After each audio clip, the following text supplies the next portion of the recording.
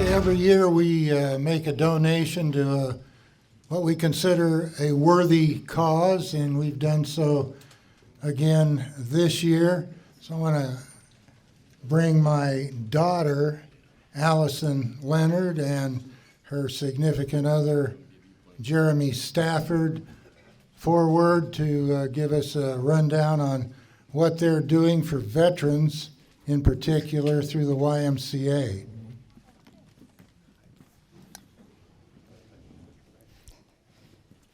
How many veterans do we have here? If I could get our veterans to stand up. Just a couple? All right, thank you for your service. So I'm the director at the YMCA here in Beatrice. I've been there for over 20 years and super passionate about the things that go on in our community. You know, I hadn't really thought, unfortunately, I don't know why. I had a grandfather that was in the military, I have an uncle that was in the military, two uncles in the military, and I knew that, but that was about as far as I guess my brain went with that until I met Jeremy a couple of years ago. When we had met, you know, Jeremy is a veteran, and we were talking about the life that he lived, and he can tell you a little bit about maybe where he went and what he did, but had some conversation around what could be helpful to you as a veteran. Jeremy has a lot of things that he does just to stay healthy mentally and physically, and he said, you know, it'd be really nice. Well, actually, I said it'd be really nice if the VA could have a gym for you guys to go to. And we were talking about that one night, and then he said, well, isn't there more Ys than there are VAs? And I said, well, actually, there are. He said, well, what if we did something for our veterans in our community at our Ys? And so our dream, my dream, our dream, is that someday all Ys would provide an opportunity such as the one that we've developed at our YMCA in Beatrice. And essentially that's giving a membership to a veteran. It's an 8-week program, free membership, where they would come in and they would work with another veteran. And that veteran would work with them for an hour, hour and a half, or however long they decide to work together. But great way for them to not only physically be well, but also just the, I guess, camaraderie and the things that they share as vets. Jeremy tells me pretty regularly that there's a lot of things that I don't understand because I'm not a vet, and I'm finding out that that is certainly true, and that vets they're very much part of their vet family. And so it's really important that this program is ran by a vet. And so Jeremy, because he kind of came up with the thought, gets to be the vet that runs the program, and I'm very thankful for that.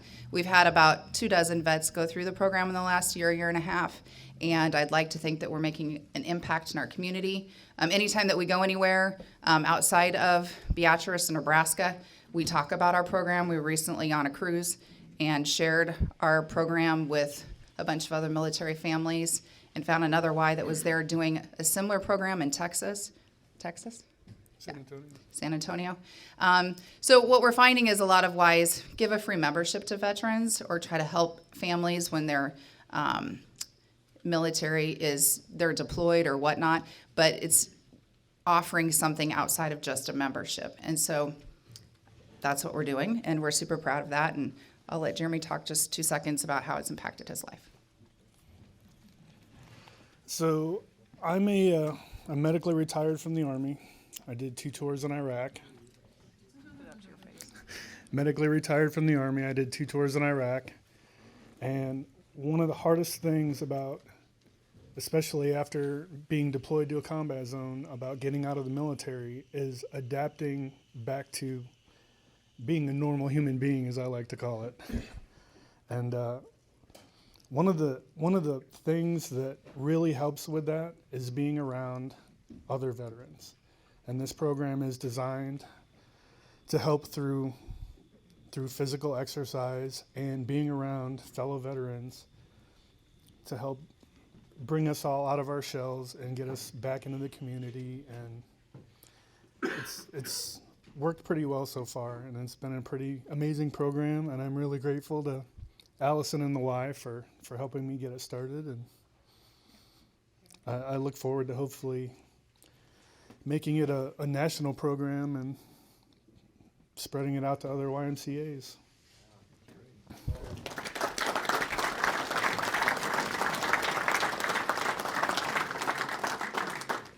Well, on behalf of the Nebraska Baseball Hall of Fame, we offer this donation of $250 to the YMCA on behalf of the veterans here in the Beatrice area.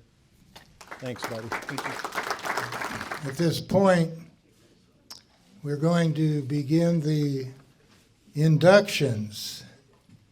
And our first one's going to be Johnny Dorn, who looks a lot bigger now than when he was pitching at Nebraska. I think you put on 30, 40 pounds, huh? Not running as much. Ron Douglas will have a brief comment or two and then turn it over to Rob Childress.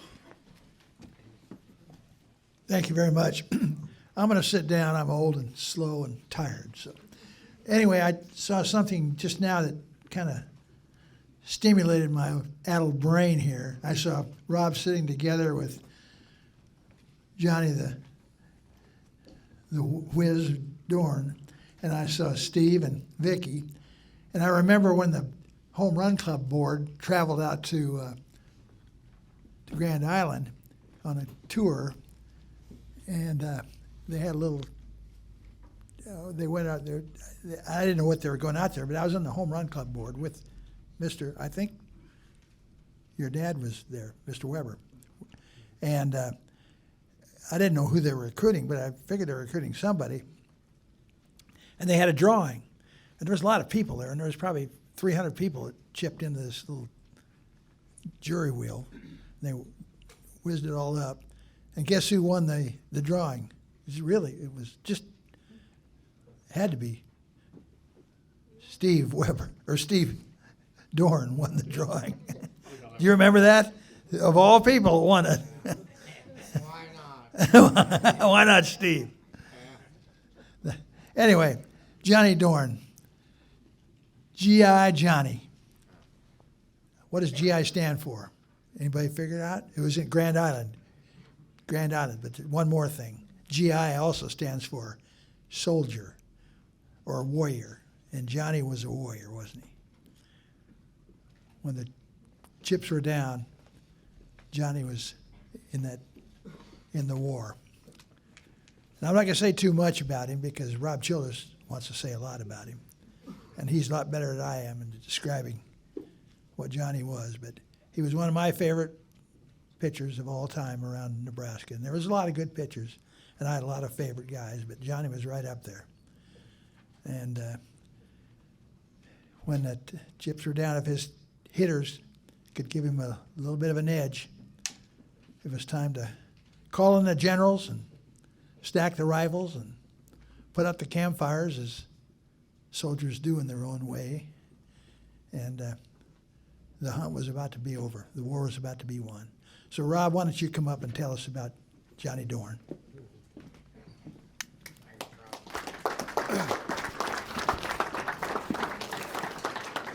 I think I got a lot more to say about Johnny and embarrass him a little bit. So 5 minutes is what I get, Bob? Or 10. 10, 15, whatever.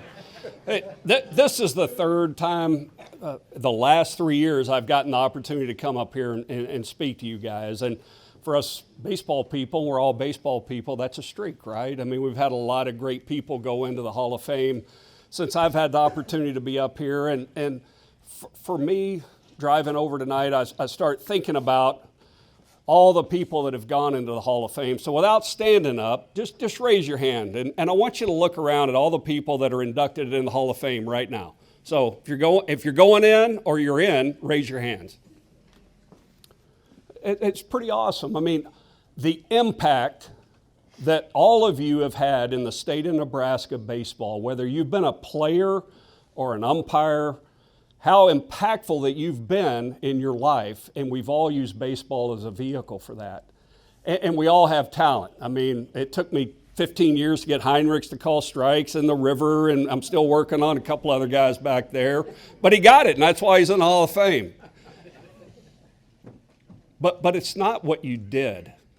It's who you were, and it's who you are. When you think about that, it's not the strikeouts, it's not the wins, it's who you were while you were enjoying the game of baseball, whether you were umpiring or playing the game. And that, to me, is the resounding thing about this going into the Hall of Fame. And I know it's for a fact, the two guys that I do know quite well, Thad Weber and Johnny Dorn, they were super talented, but they were better people. They were better people at 18. I know Thad Weber, you weren't going to tell him he couldn't do something. He never missed a camp growing up. He was willing to go to a junior college. He was willing to redshirt at a junior college in order to be a Husker. All right, next goal, well, I'm going to be a big leaguer. Well, don't tell Thad he's not going to do something. And I'm not up here to introduce Thad. I'm up here to introduce Johnny Dorn. And what an incredible guy to introduce. It was 2004, Nebraska, state of Nebraska, Gatorade Player of the Year. I remember recruiting Johnny, going over to Duncan Field and Hastings, and I don't even know that I was there to see Johnny. I was probably there to see a left-hander, isn't that right, Tino? And it just happened upon Johnny Dorn. And I was like, hey, if this guy touches 88, I may take a flyer on him. And it was a no-brainer watching him pitch. And he was coming into just such a great time at the University of Nebraska in the baseball program, and was a freshman in the spring of 2005 and that team won everything that they could except for the last game. They won the regular season, they won the conference tournament, regional, super regional, Omaha, and we had a very talented pitching staff led by Jabba Chamberlain, who went in last year. Brian Dunzing was a part of that staff who went in 2 years ago. And we had this freshman in Johnny Dorn. And we weren't real sure what we had until April 17th of 2005. That's when we knew. We had won on Friday night 2-1 in College Station, Texas, against Texas A&M. Jabba Chamberlain went. He gave up a solo home run. We hit 2 solo home runs, and we played an hour and 55-minute game. Heinrich, you might have been umpiring that game if it went under 2 hours for sure. I don't know about Jason. I know he didn't have a plate that night. But so we win that game. We lose a heartbreaker on Saturday, and Sunday we're playing to win the series.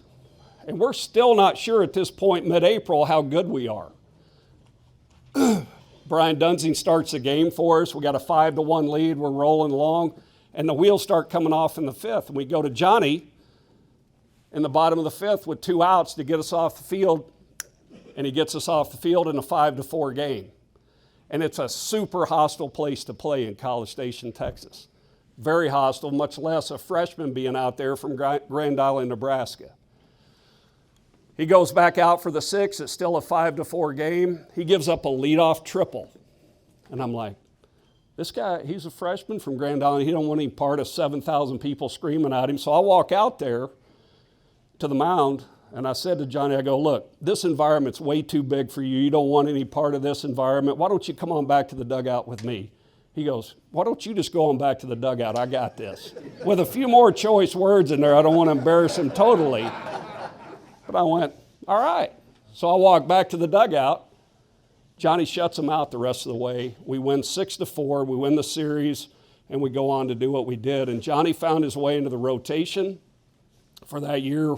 Won 12 games, was a freshman All-American, and a huge part of our success that year and in the future years. It was just, like I said, a special time. And Husker baseball went on the next year to win 9 games, 10 games the next, 6 his senior year. And so Johnny is second all-time, I'm talking about at the University of Nebraska, in starts with 58. It's a lot of postseason opportunities. Second all-time in wins with 37. Second all-time in innings pitched. And second all-time in strikeouts. It was just part of a special time at the University of Nebraska in their program. He was the 15th round pick by the Florida Marlins. Was a part of, like I said, something special. And Johnny was a huge reason for the success at Nebraska. And baseball's faded for him. But again, I just go back to the person he was and what he had inside of him that made him a Hall of Famer. And so many times when we're recruiting, we don't really get an opportunity. I can evaluate the talent. I can't evaluate how intense a competitor he is until I see it. and I get a chance to be around him. Well, Johnny had that. That's what set him apart, because he wasn't going out there throwing 95 to 100 and just wiping you out. He was out there cutting your throat and making you enjoy it for his entire career. But now he's a super successful businessman, great husband, great family.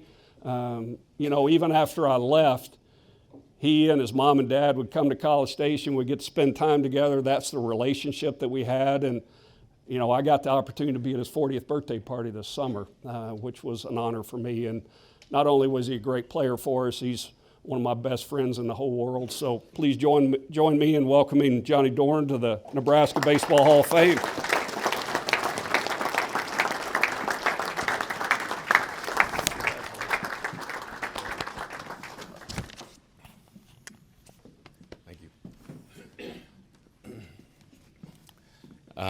Just want to take the time to thank everybody for showing up today. We got a good crowd. Made this night as good as it possibly could be with Coach Schill doing that. So, and also going in with Thaddy Weber, former teammate. I'm going to be quick because Thad just whispered in my ear he wants some extra time. So I got some people here that I just want to thank, and then I'm getting off here. Tino Martinez is in the crowd, high school Legion baseball head coach. He used to beat me up in 2-on-2 basketball. He's got a pretty jumper, but we got some pretty good stories that are just like chill, probably meant for the bar rather than here. So appreciate you coming. Love you. Tailgate Bob, the 4 L's. Tailgate became really good friends as he was cooking all sorts of food and serving up some drinks over the course of the years and traveling with us and becoming really good friends and part of the family. So appreciate you and your wife for Cheryl putting up with him. John, and we got a big family.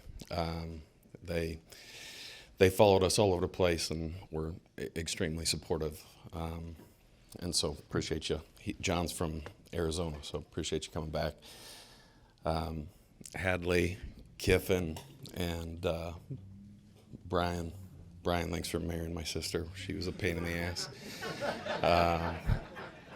And all those years, Kiff, as you were beating me up while I was growing up, I figured now that I'm here, I'm realizing that you were just building me up. You were preparing me for those Rob Childress moments, and you helped me get me through. And my parents, Steve and Vicky, hardest workers on the planet.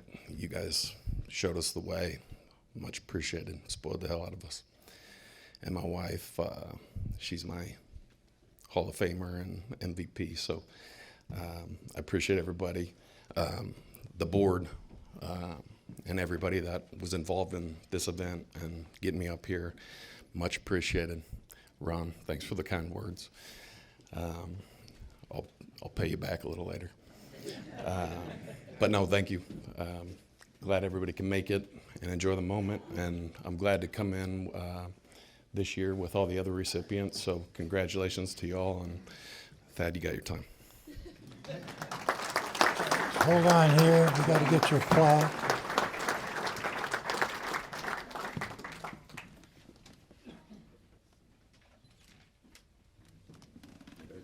All right. Thank you, Johnny.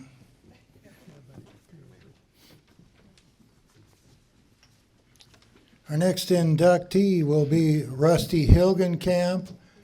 He's got a fair following here tonight. Must have been a pretty good player. I know he was, because when we started the Beatrice Bruins 40, 50 years ago, we played in the same state tournament. I think Arlington won that one year. So had light blue jerseys with red or dark red trim, right? Okay. All right. Mike Metz will do the honors.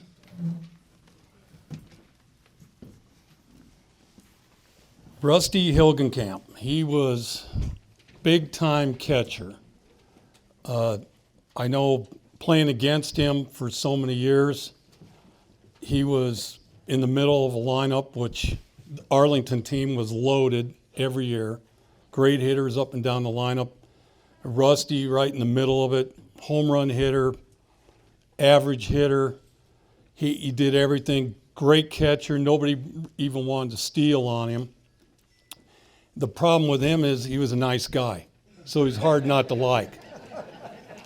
I heard one story that he was umping a game, or he was catching, and maybe the ump was squeezing him a little bit, and there was a pop-up foul ball between, I think, third base and home.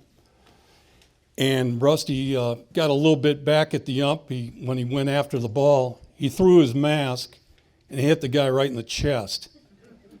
And he caught the ball, and I think he said, "Oh, I'm sorry about that, Blue. I didn't see you back there." Well, for the umpires, remember, there's always a way to get back at you guys. So I'll turn it over to Rusty Hilgenkamp.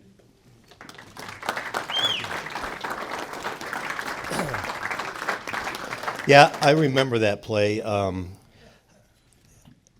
The umpire said, "I think he did it on purpose," and I said, "No," but I knew he was in the area over there, so I didn't. Just sorry, I got to read mine. Thank you for the effort to nominate me, and thank you for inducting me. I am extremely grateful. Sometimes things in life seem to become more than what we might have expected. Baseball was that for me. We all know baseball is just a game, but probably like all of you here, it became more than just playing the game. I didn't have a plan with baseball, it just kind of evolved. My dad really liked baseball, so the summers were the farm and ball. Youth baseball started at 8 years old, and like most people my age, it was played in blue jeans and a t-shirt. It wasn't until Legion Ball where we got to wear our first uniform. For us, Legion Ball started in a small town in Kennard. It was more like a sandlot field where the road was the outfield fence. We played there 1 year because a field was being built in Arlington by a group of volunteers. I enjoyed all those early years playing alongside my friends. It didn't matter where we played or what we were wearing, and we were pretty successful. We had a lot of good players and good coaches all the way through. After high school, I was recruited to Hutchinson, Kansas, where baseball was year-round for the first time. First time away from home, getting to know new people and new experiences. And it was where I met my wife, Becky, and still my wife, of 44 years. After Hutchinson to Springfield, Missouri, now called Missouri State University. Another new place, new people, new experiences. We had a good team and made it to the College World Series in California in our last year of Division II before they went to Division I. 2 players in that team went on and had respectable careers in the major leagues. Scott Bales, a pitcher, and Mark Bailey, who played second. He was a 5th-round draft pick. A little side note, Mark played second. I was a catcher. In a few years, I'm able to watch Mark play on TV for the Houston Astros, catching. One of us might have been in the wrong position. So. Baseball also took me to play in the St. Louis area a couple summers, and we made it to the NBC tournament in Wichita, Kansas. It was there that Detroit approached me, and I signed to play with the Detroit organization. I noticed in the bulletin I got drafted by the Houston Astros. I'll take that one instead. That was a little. So. They sent me to the Florida State League. I played there a couple summers. It was a really good league with a lot of prospects. I was not one of them. But I did get to see players like Andres Galarraga, Paul O'Neill, and others start their careers. And I did get a chance to face Roger Clemens in Winter Haven when he was there for a short stint. I struck out. I think he had about 17 that day. Even though professional baseball didn't turn into a success, it was a good life experience for me. After that, back home to the farm and playing baseball in Arlington in the Dodge County League. I played a lot of years, maybe too many. My wife's sacrifice allowed that to happen, especially with 4 kids. My wife once said she thought I was a baseball player who farmed, or thought she married a farmer who played baseball, but at times it seemed like I was a baseball player who farmed. We had good players and good teams, so we had our fair share of success. And we were led by our fearless leader, Pat Roll.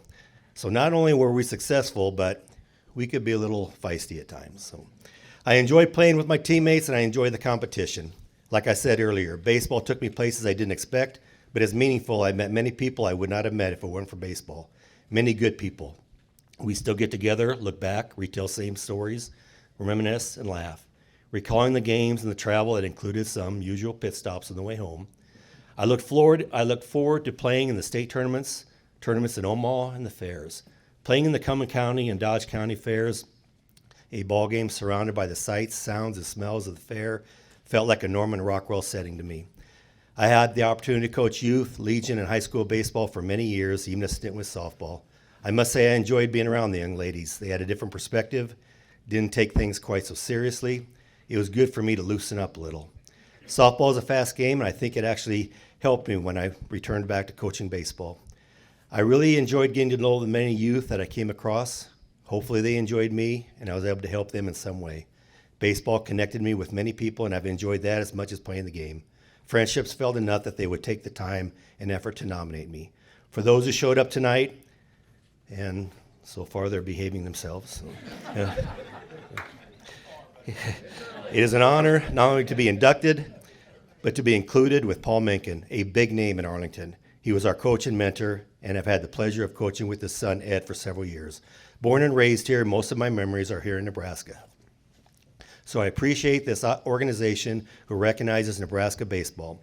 I'm still engaged with baseball, not just as much in the coaching sphere. I've been blessed. A wife of 44 years, 4 children, their families, 7 grandchildren, and good friends. Life has been good. Faith, family, farming, baseball.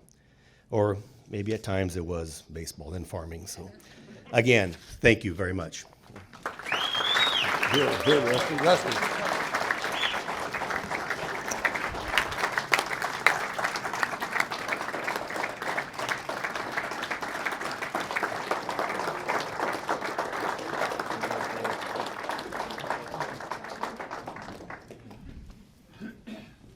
All right, our next inductee is Thad Weber from Friend, Nebraska.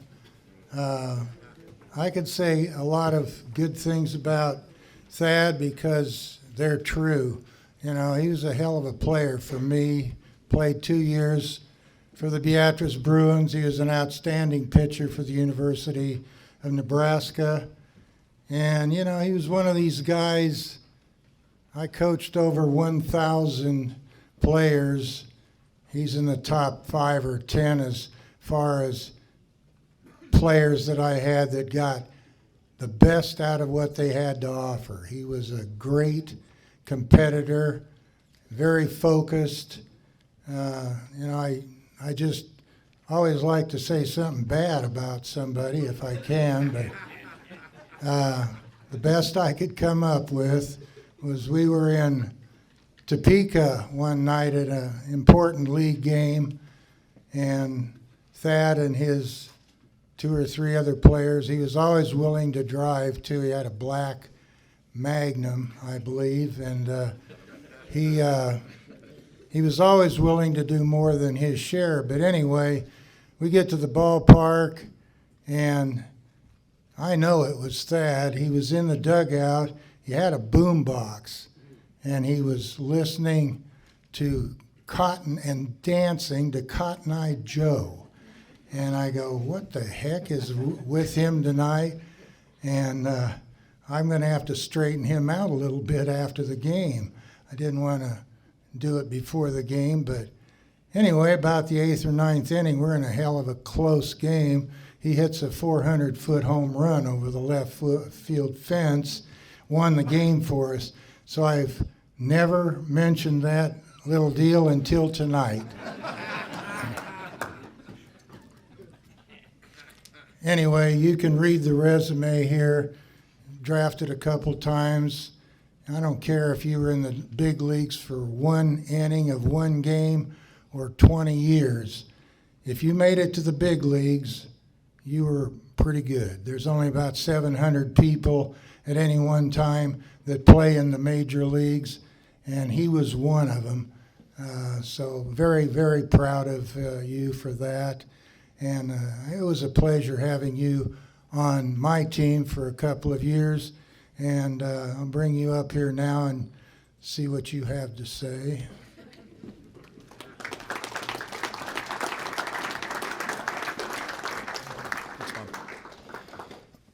Don't forget that I'm going in as a player, right? Not just a pitcher. You heard him.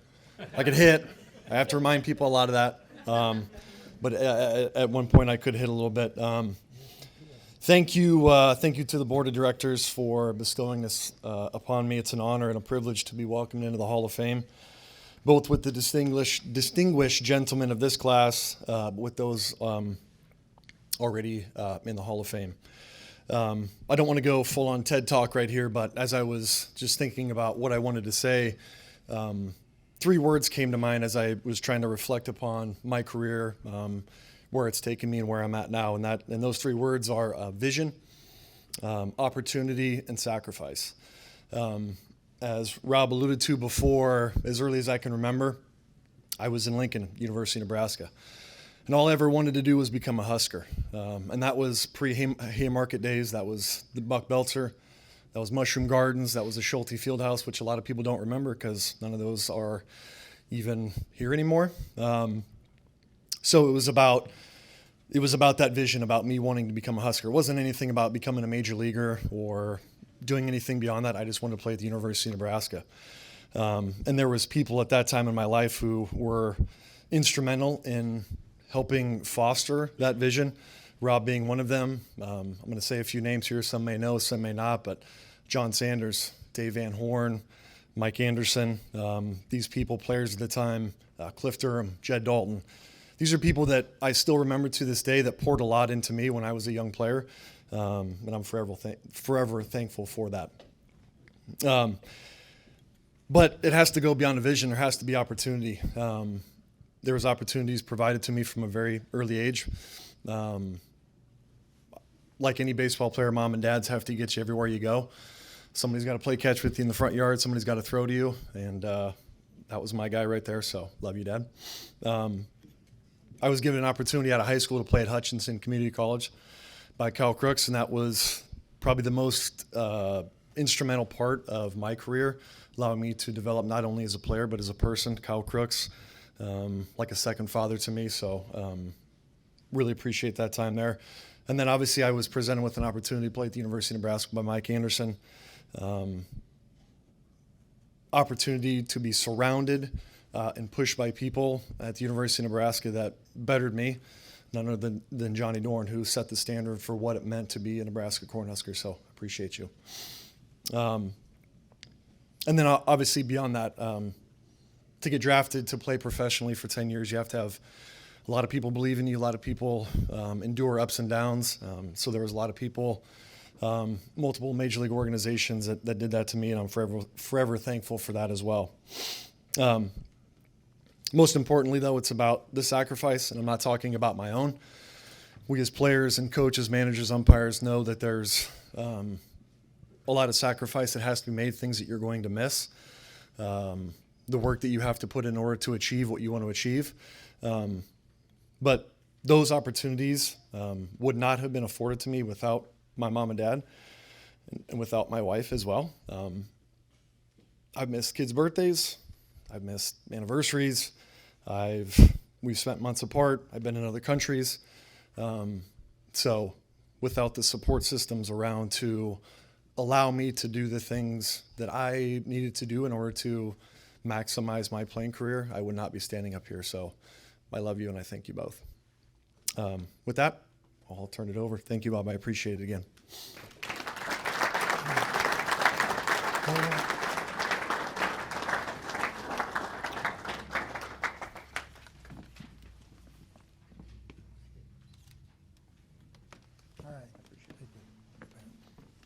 Here you go.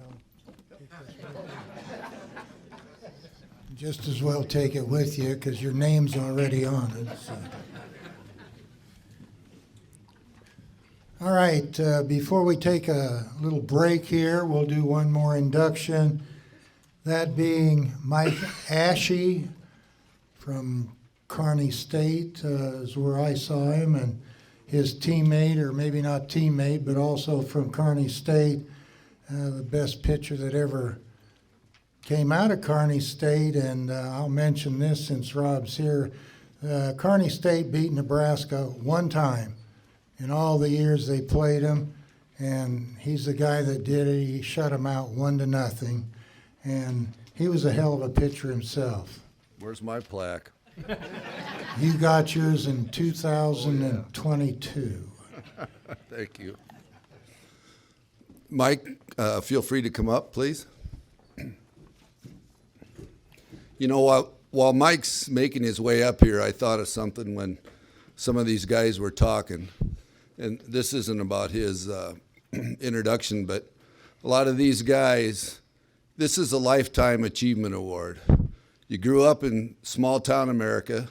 You played mostly every sport, but people read your name in the headlines, and a lot of generations have talked about you. So be very proud of what you've accomplished.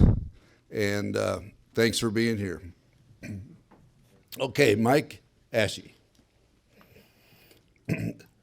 It is with great pride and admiration that we welcome Mike Ashe into the Nebraska Baseball Hall of Fame. Ashe's journey through the game of baseball is a story of talent, determination, and a lifelong love for the sport. From the early days on the neighborhood diamonds to making the name for himself at the University of Nebraska-Kearney, he demonstrated the kind of work ethic and sportsmanship that define the very best of Nebraska baseball. Mike had a career .373 batting average, including hitting .414 his junior year.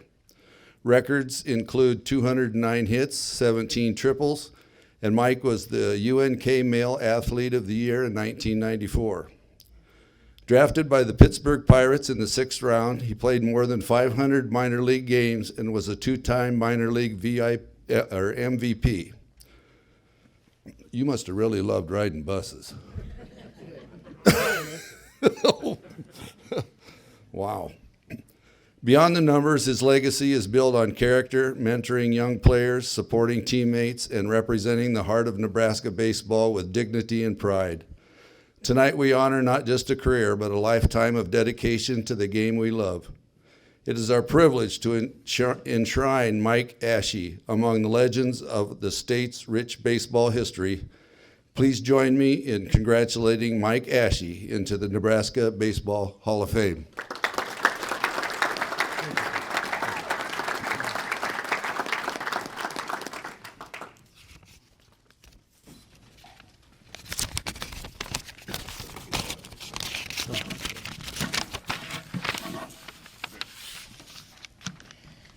Well, I'll make this a little quicker than most. As my family knows, I'm not the great communicator in the family.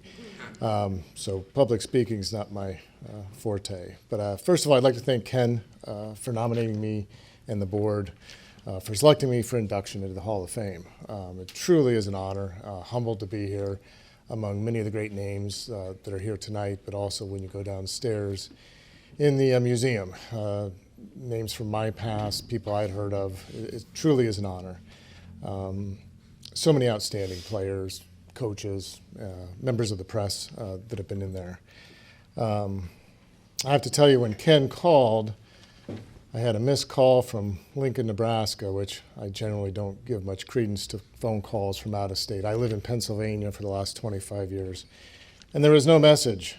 So I thought it was either some spam message, or UNK was looking for money for some campaign, because the alumni associations can find you anywhere somehow. But then a couple days later, I had another missed call and a voicemail asking to call back regarding the Hall of Fame. And to be honest with you, when I called Ken, I had thought that the phone call was that for my coach, Legion coach he was 30 years there. I know you guys played against him in Hastings, Brad Archer, who had been the coach there forever, who had recently retired. So I was extremely surprised when that call was actually for me, and very, very humbled. I'd like to thank my family, my wife Kathy, my son Derek, my daughters Lauren and Olivia for being here, my sister, who willfully and enjoyed every baseball trip ever for all those years. All the car rides across the country. She's here as well from Texas with my nephews and friends of mine who were part of the backbone of myself growing up in Kearney, supported me throughout high school and college. And those are the people you remember when you get through this, the people that brought you here, and the people that, you know, baseball brings into your lives throughout. I know a lot of you guys have friends that are you still keep in contact with, and those things are important. Last, I'd like to thank my parents. Parents, again, are the travelers for us kids as we go. They support us in any way they can. I could not have had better parents to be supportive of my dreams of baseball and my sister's athletic events as well. They traveled the country for us and enjoyed it. My father was famous, no matter where we went, being the first one in a stadium. He never missed a batting practice, never missed an infield. If he was here today, he would have been helping set up 2 hours ahead of the event. He would have thoroughly enjoyed this, and they would have had a great time tonight. One other thing, I think all of us that go through this sport put in a lot of dedication. We put a lot of our lives into it. Our families' lives are put on hold to some degree. Our education, us getting on with our quote-unquote adult lives is put on hold. But I think one of the things, as much as we put into it, all of the players, media, I think as you get farther away, Rusty can probably appreciate that more than the young guys, but the farther you get away from it, you realize how much baseball gives you back. Not just in things like this, but your work ethic, your ability to handle losses, defeats, and come back and keep playing. So those are things that I think people in this sport in particular are very attuned to being able to handle setbacks. And it's a tribute to you guys, everybody that's here, that's on this, in the Hall of Fame here, that those are the things that I remember more than the baseball, is what baseball gave back to me. With that, thank you again for the induction, and it's been wonderful. Thank you.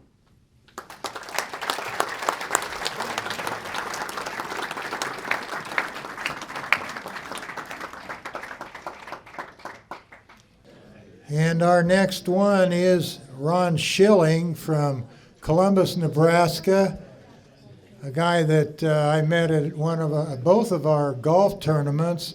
I think he's in his 80s somewhere, but still a heck of a golfer, and put in a quick 60 years or so in the Columbus baseball various programs. So at this time, we'll ask Stephen Smith to come up and induct him. Thanks, Bob.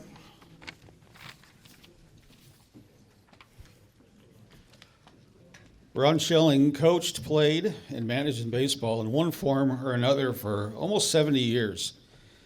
It was about 1960 when he began his coaching career. He coached for 12-year-olds for the Fremont YMCA.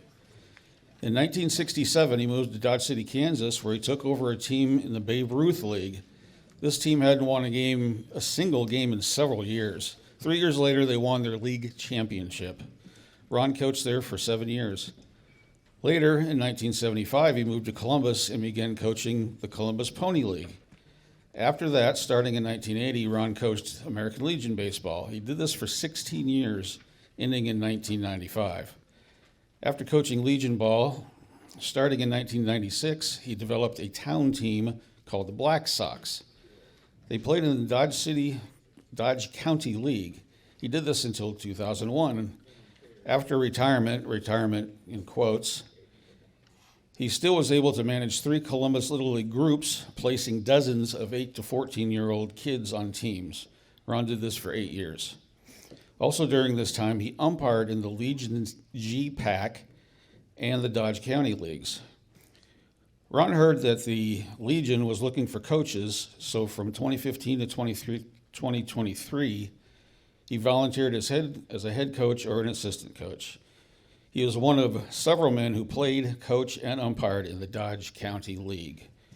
Ladies and gentlemen, it is my pleasure to introduce you to the newest member of the Nebraska Baseball Hall of Fame, Ron Schilling.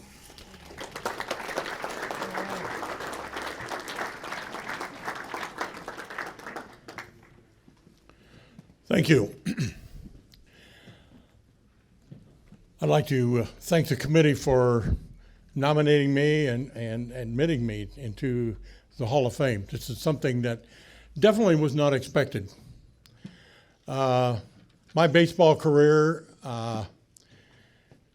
was not like maybe Johnny and Mike and that sort of thing, but I did have an opportunity to coach against Johnny and against Mike from Columbus.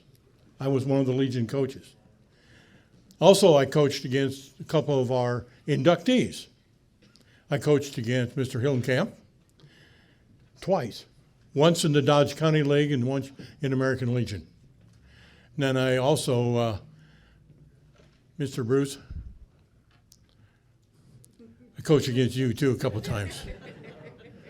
He was at West Point. The thing about it is, we're both from West Point. We started there. I started at West Point in 1955. I started in Legion Ball. My first uniform was all wool. And my first bat was was a Nellie Fox. I don't know, you probably don't remember Nellie Fox, do you? No. Nellie Fox's bat was like a fence post. I mean, you guys, these guys, you had to choke up 4 inches because it was so heavy you couldn't swing it otherwise.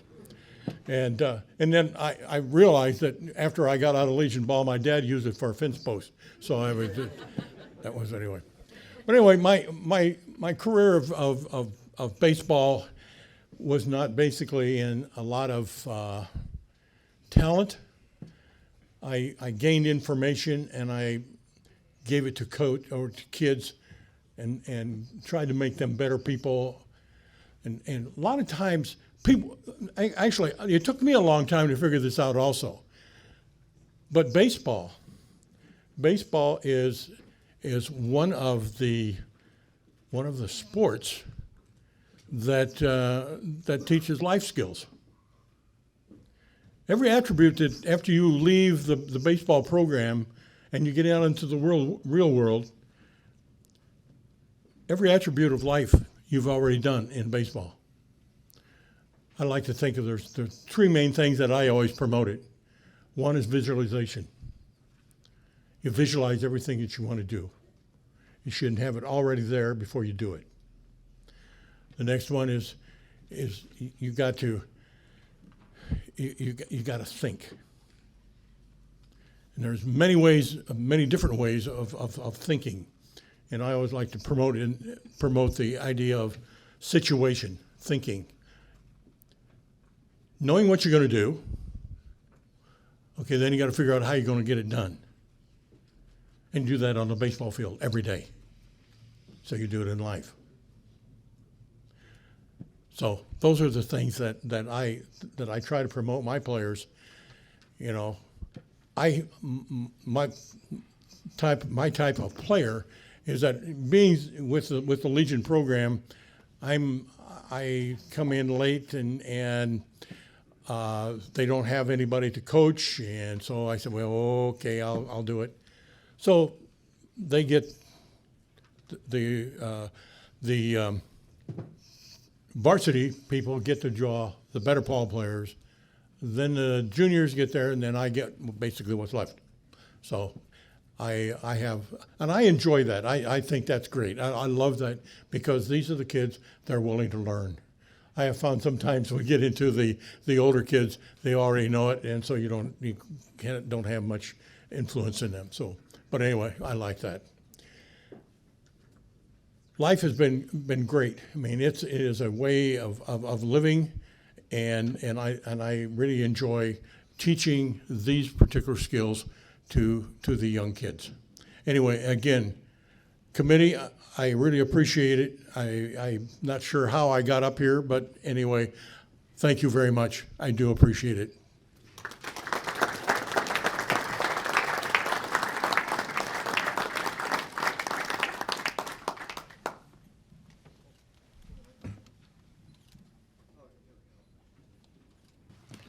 Our next inductee will be Fred Girardi in the umpire category, and Mike Metz will do the honors.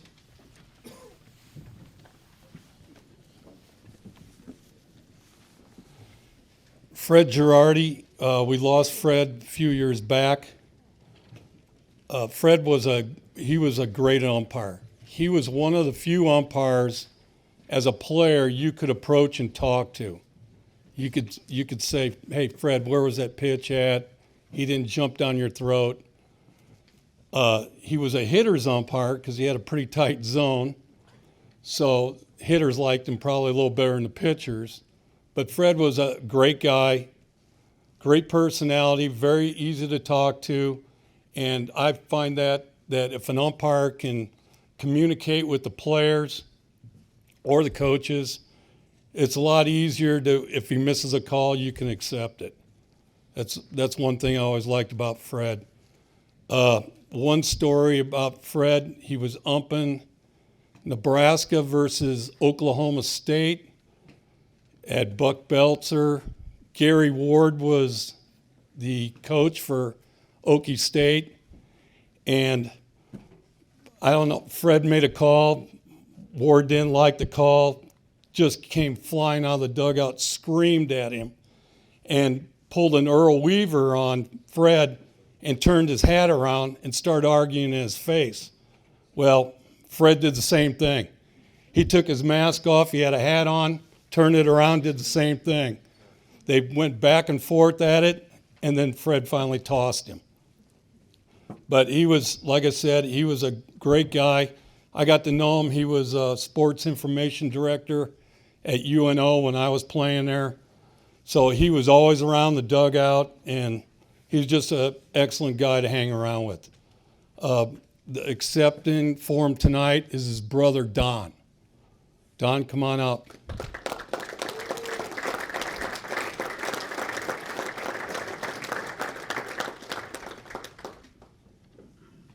I know Fred also did some games in the College World Series, so he was a really good umpire.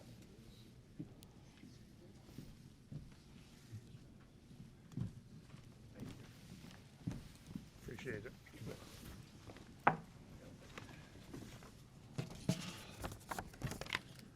Well, before I can start talking about my brother, you don't talk about Fred Girardi without putting on your Yankee hat. He was a diehard Yankee, and he made me a diehard Yankee. So, on behalf of our family, and especially my sister-in-law, who couldn't make it tonight, but Mary is with us in spirit anyway, and hopefully all this will be on the DVD you're making, and she'll appreciate that. But I want to thank the hall and the board for nominating him and inducting him, and it's a pleasure, and it's a real honor for me to be here, I'll have to tell you. Fred's love for baseball touched many lives, and it's just, you have to excuse me because it gets to me. It's wonderful to see that he's being recognized tonight, and he would have loved this, I'll tell you. He really would have. Again, like I was saying, he's a diehard Yankee fan, made me one too. Took me to Yankee Stadium. That was my first big deal to go to a game, and that was great. Fred loved everything, playing, watching. Baseball was his life. My mother used to say, if you do your homework like you know the back of those baseball cards, you would have been an A student. But he was interested in everything. He umpired, you name it, he umpired in that, from Little League to middle school to high school, American Legion. He was in the Florida State League when it was he was in Nebraska State League, which was a Class D league. They don't even have Class D leagues anymore. But that was his start to be a major league umpire. It's funny how life gets in the way. He got married, had a couple of kids, and you just can't make a living in Class D league and major leagues. Probably can't even make it today unless you're in the AAA or whatever higher. But he stayed close to the game. He was in 6 College World Series, and my speaker over here took one of my stories away, but I had it a little different, and it may have been the second time. I think they were playing Southern Cal in one of the College World Series games, and he called third strike on one of the players, and I can't remember the manager's name, but he came running out to Fred, and he did exactly that. And Fred did exactly that too. He turned that thing around, and they were just neck and neck like that. Well, the final note of that story is he made the top 10 in ESPN that night. He really did. That's the only way I got to see it, because we grew up in New Jersey, and I live in Virginia, but I never got to see him be in the College World Series. But I heard all the stories anyway.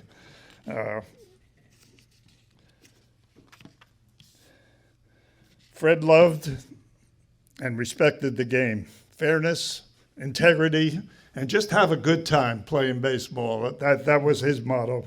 He made baseball better for everyone that came in contact with him. And it just, I felt so good, because tonight when I got here, when we introduced ourselves, they came up to me to talk about Fred.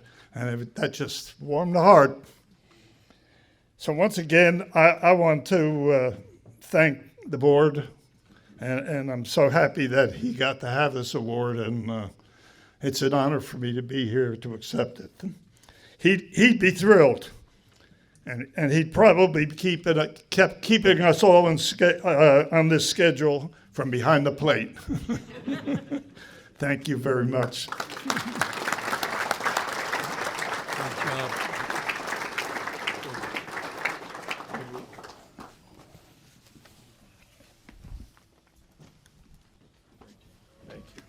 Thank you.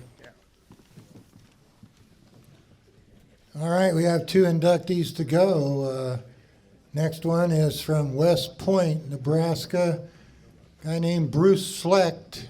So Mark Mancuso will do the honors. Thank you, Bob. One story about Fred. Sorry, Bruce, it'll be real short. My last game in Legion Ball back in 1975, Fred was umpiring our game against Ryan High School. We end up losing, we're done. And before the game, I went up to Fred and I said, Fred, I want to go to UNO for school. I said, where do I go to register? And Fred goes, you don't have a scholarship? And I said, no. And he goes, come see me tomorrow. And he gave me his office location at UNO, and I walk in and he gives me a scholarship. And, I was shocked that he would do such a thing, but that's Fred. For those of you who knew Fred, his smile was contagious, and he was just a super guy.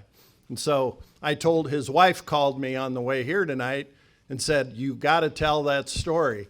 So I kind of shortened it. But I appreciate Fred, and I wish, he could have been here with us tonight, because like Don said, he would have really enjoyed this time. Bruce Schlecht from West Point, a coach.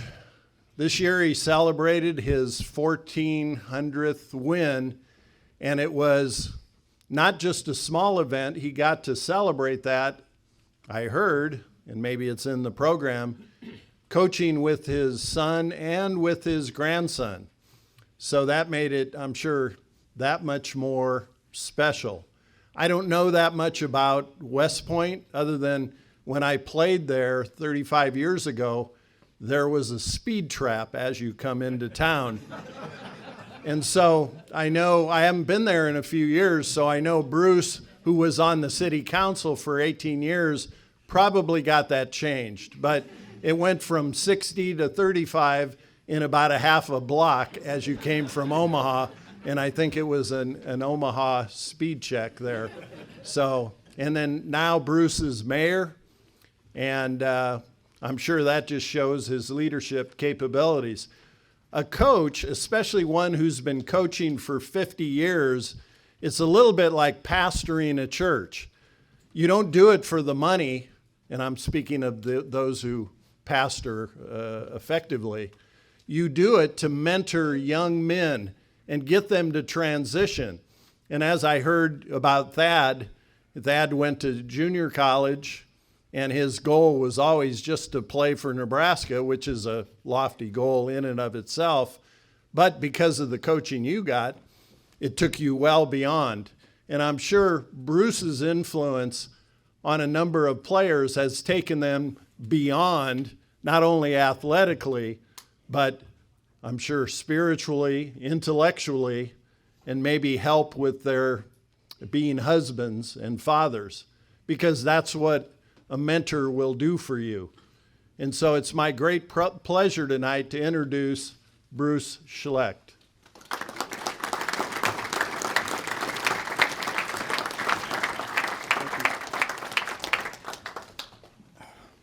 First of all, Ken, I'd like to ask you a question. I think our table right here could give Arlington, we got enough players between my grandson, son, brother, or son-in-laws, a couple assistant coaches. We might not win, but Rusty, one favor I got to ask you. We got to have Ed Menke catch for us.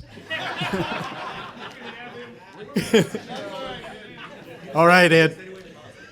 All right, I'd like to say thanks to the committee and to the people who nominated me for this. I've been to this function quite a few times, and it's really a great thing that you're doing for baseball. I started as an assistant coach after I got out of Legion Ball for 2 years for Pat Petruski, who was a senior coach. And then he stepped down and he asked me to take care of the juniors for 2 years, or for a year. And I said, sure, I can do that. And here we are 50 years later. But during that time, I got to coach my son, my daughter in softball, 4 grandsons, 2 granddaughters in softball. And then, like Mark said, I got the last 3 years, I've had my son and grandson alongside coaching, and I don't know how to tell you how that feels. I can see a lot of them in me, or a lot of them, the stuff they do. Yeah, it reminds me of me, but I'd just like to thank my family, my son Rod, daughter Jennifer, daughter Jamie, and my daughter Amber, for everything you guys did for me, all the sacrifices you guys made all the time. And now I want to thank the person who should be getting this award, is my wife of 54 years. You thought 50 was a lot. 54 years. There was a lot of times I came home from games and we'd sit up and talk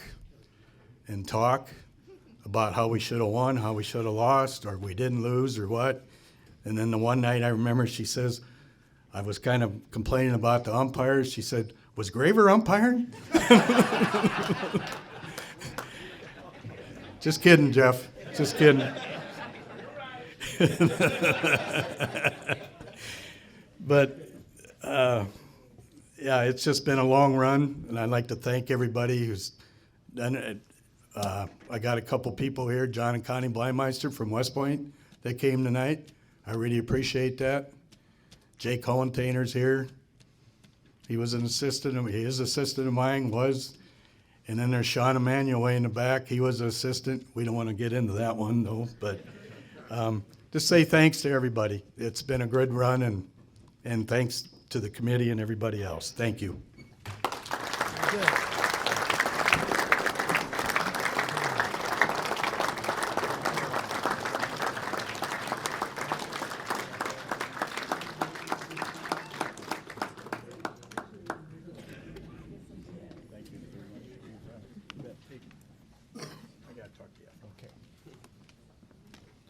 All right, our last inductee will be Greg Sharp. Unfortunately, everyone knows that he lost his life to cancer recently, but Amy, his wife, and 2 daughters are here to represent him. So at this time, I'd like to call Amy up to the front.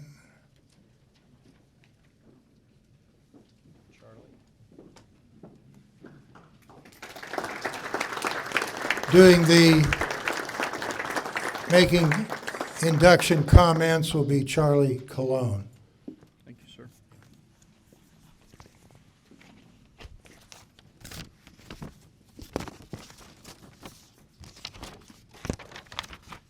Good evening, everybody, baseball family.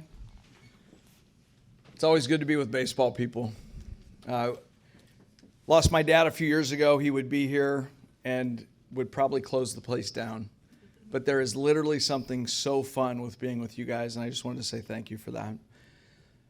Quickly before I get to Greg, you never asked for any applause, but you guys, this has been a labor of love for Bob and the board. I was fortunate enough to join the board this year, and I've known a lot about the Nebraska Baseball Hall of Fame, played for Bob.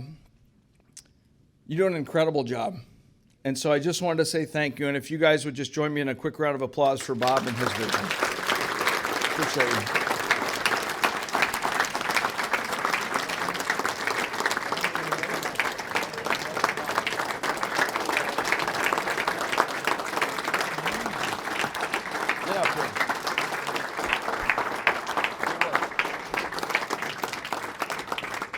A double order of chicken from Popeyes. Always giving me the business. Amy, come over here. Come close. I'll make this quick. The introduction of Greg Sharp into the Nebraska Baseball Hall of Fame is certainly appropriate and richly deserved. As the voice of the Huskers for 17 years, Greg quickly became beloved by the Husker Nation for his passionate game calls, his witty humor, and his ability to paint a picture. He painted a picture of the setting, the weather, the fans, the blue sky, the blustery northwest wind, the intensity of the game in front of us, the unbridled excitement, and when doing so, you could feel Greg's love of the game, albeit baseball or football. His passion for helping you feel exactly what he was watching play out in front of him was simply something that each of us could connect with. And who Greg was a true professional, deeply respected by his peers across the profession, admired by fans, and deeply loved by his family, and someone that will always be known as one of our own and always be known as the voice of Husker Nation.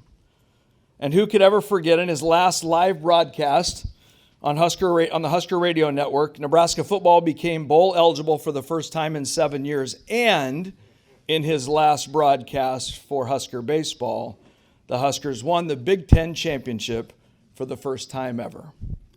I don't think that's a coincidence. On a side note, my family got to know the Sharp family in a few unique ways, and it's been pretty awesome over the last many years. From sharing Saturday or Sunday church services or watching Greg and Amy have date lunches at our Chick-fil-A at South Point, one thing always rings true about these amazing people. They are who they are. Authentic, kind, thoughtful, joyful, friends to many, and beloved by everyone. There are far too many accolades for me to list, so let me simply say, Amy and family, thank you for being here. It is truly my honor to recognize Greg as a member of the Nebraska Baseball Hall of Fame.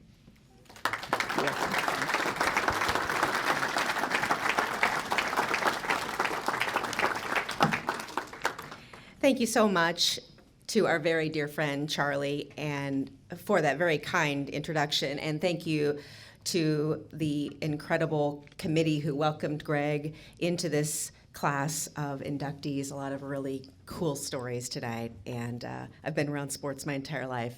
Our whole family has, and we've loved this evening so very much. This is something Greg would certainly have felt so honored by.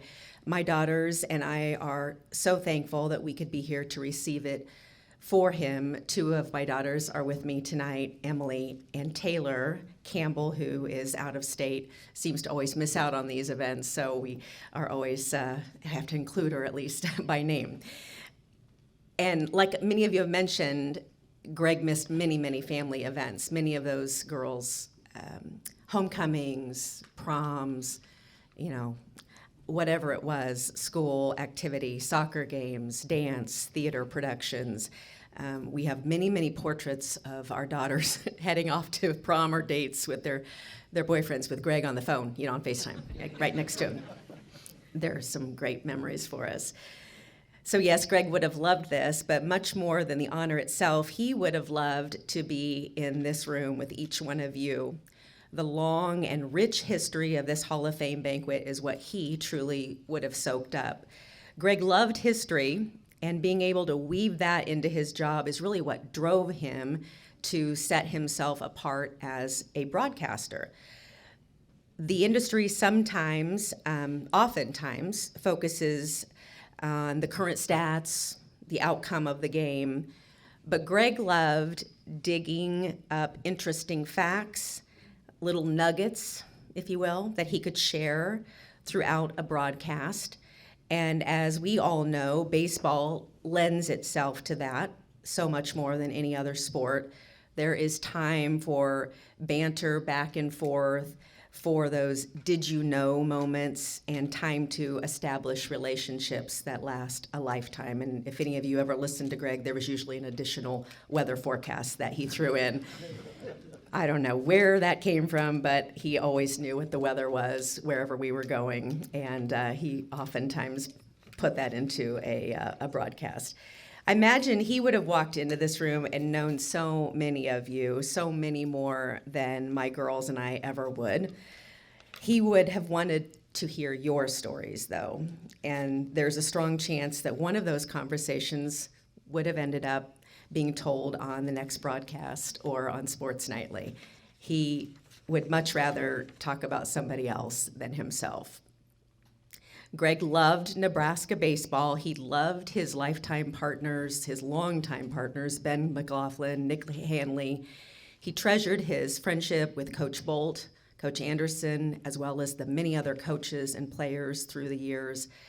And as Charlie mentioned, the greatest gift he received upon learning of his cancer diagnosis was being able to broadcast the Big Ten championship game. What an absolute gift. I did forget about the bowl game. That also was a little cherry on top. Finally, oh my gosh. So the love and compassion that the Husker baseball team showed our family throughout Greg's journey is something we will never, ever forget, as well as this evening. So thank you once again for this wonderful honor. As a family, we treasure these moments, knowing how very lucky that we are that Greg will forever be part of the conversation. Thank you.